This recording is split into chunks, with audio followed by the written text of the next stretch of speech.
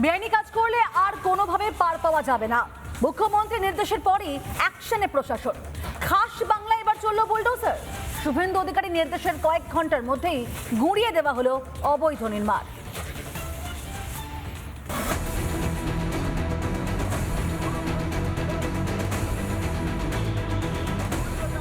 আইনের ঊর্ধ্বে কেউ নয়। অবৈধ নির্মাণের দিন যে শেষ, বুধবার বিকেলে তার প্রমাণ পেল রাজ্যবাসী।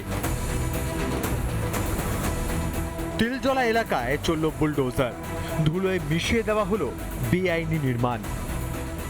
আমরা একে জিরো টলারেন্সের নীতি নিচ্ছি। যারা সতর্ক হতে চান সতর্ক হয়ে যান। যারা বেআইনি কাজকর্ম করছেন তাদেরকেও আমরা সংশোধিত হতে এবং এই ধরনের কাজ থেকে বিরত থাকার জন্য কড়া নির্দেশিকা এবং পরামর্শ দিচ্ছি। বুধবার দুপুরেই এই বার্তা দিয়েছিলেন মুখ্যমন্ত্রী। দুপুরের নির্দেশের পরই সন্ধেবেলা ময়দানে পুরসভা ও পুলিশ প্রশাসন। শুভেন্দু অধিকারীর নির্দেশের পর বেআইনি নির্মাণ ধুলোয় মিশিয়ে দিল প্রশাসন। জিরো টলারেন্স টু করাপশন এবং এই ইলিগাল অ্যাক্টিভিটি, ইলিগাল বাড়ি যেগুলো বানানো হয়েছে, বানাতে দেওয়ার পারমিশন দেওয়া উচিত হয়নি। প্রত্যেকটি মেয়রকে চিঠি দেওয়া হবে আমার ডিপার্টমেন্ট থেকে। কতগুলো ইলিগাল বেআইনি বাড়ি আপনার নলেজে আছে তার উত্তর দিন।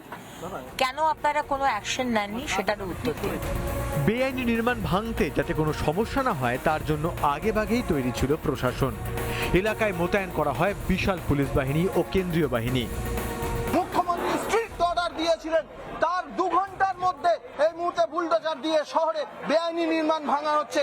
এটাই নতুন বাংলা। কোনো ধরনের ক্ষোভ বিক্ষোভ ছাড়াই এখানে প্রচুর পরিমাণে কেন্দ্রীয় বাহিনী রাখা হয়েছে যাতে কোনো ধরনের কোনো সমস্যার সৃষ্টি না হয়।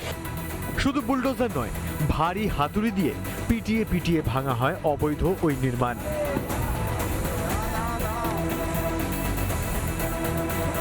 বৃহস্পতিবার সকাল 10টা থেকে ফের শুরু হবে অবৈধ নির্মাণ ভাঙার কাজ।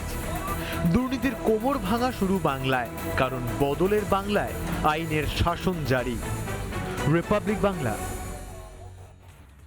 নানা ধরনের কন্টেন্ট দেখার জন্য লাইক করুন, শেয়ার করুন আমাদের ফেসবুক পেজ, সাবস্ক্রাইব করুন আমাদের ইউটিউব চ্যানেল।